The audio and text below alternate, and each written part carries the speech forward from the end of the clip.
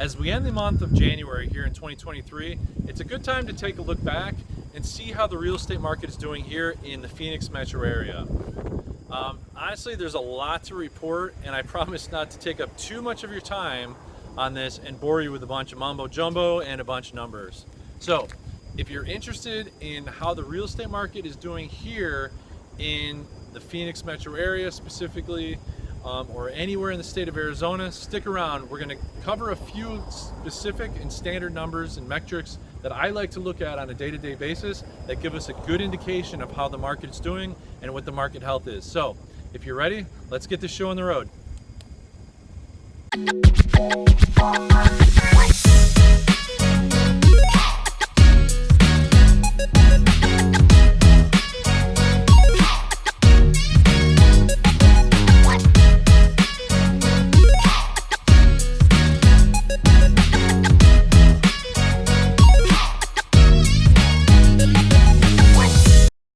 So if this is your first time to our channel and you want to know everything there is to know about the Phoenix metro area, the state of Arizona, and really just about anything real estate related or anything about living in Arizona, please like, subscribe, and of course ring that bell to stay up to date. My name's Len. You may know my partner Jason, and we get calls every single day from subscribers just like you looking to make a move to Arizona or move within Arizona.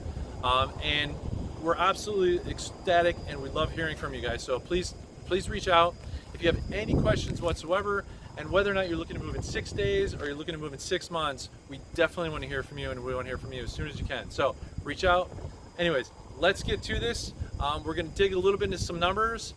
One of the most common questions that I get as a full-time real estate agent of 20 plus years is, how's the market? Is it good? Is it bad? And it's kind of a loaded question, really, because whether you're a buyer or a seller, it's gonna differ as far as the answer that we're looking at here. So if you're buying, what do you want to hear? You want to hear that there's great deals out there, that sellers are giving away things, left and right. You want to hear that rates are amazing, and you want to hear, if you're a seller, you want to hear that it's crazy and my house is going to sell in 5 minutes, right? So, anyways, let's break down the numbers and look at it. And one of the most important factors that I like to look at is demand, right? So it's specifically buyer demand. Without buyer demand, there are absolutely zero sales. So where is buyer demand currently in the Phoenix metro area? What we saw is most of 2022, we saw the buyer demand dropping really like a lead balloon. However, what we've seen over the past really just the last 90 days is a slow and then quick response and increase again in buyer demand. In fact, we've seen it jump pretty quick. We subscribe to this company called the Cromford Report. So basically what the Cromford Report does is it analyzes market data on a daily basis and measures what they call, what's indicated as the market, the Cromford Market Index. And according to them, anything above 100 on that line is a seller's market, anything below that line is a buyer's market. As of right now, we are seeing the number parking right around the 110, 112 mark. And climbing fast. It looks pretty vertical. I'll show you here in a second. Which means we're probably going to have a very, very, very competitive spring. So with all this increased buyer demand, what does that mean for inventory, right? What do you have to choose from? That's a completely another, driver of at least pricing, and the availability of homes is obviously something else that we have to look at. So a similar story with demand we're seeing in supply. So we've watched demand. We watched it drop off last year, and then we saw it shoot back up, and so all of a sudden the inventory went all the way up to like this 20,000 level, and then now we're seeing it slowly dropping again. It was partly people taking it off the market. We saw seasonality, but long story short, we're sitting right around about a 2-month supply of inventory. A balanced market, to be honest, is about 4 to 6 months.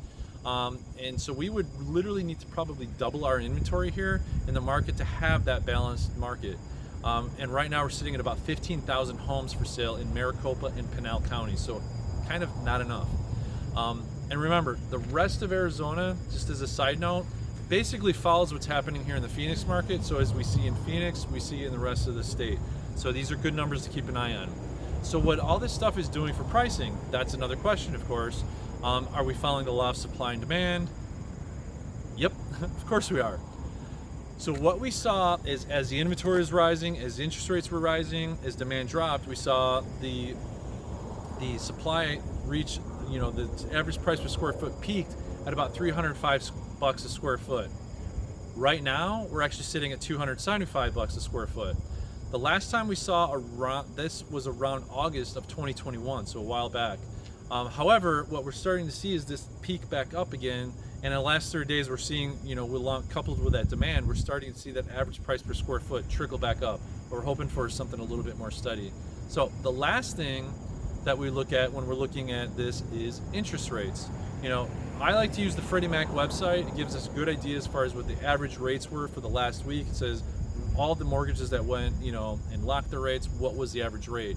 So right now what we're seeing with that is a 6.15, I think is what I saw this morning when I was looking at.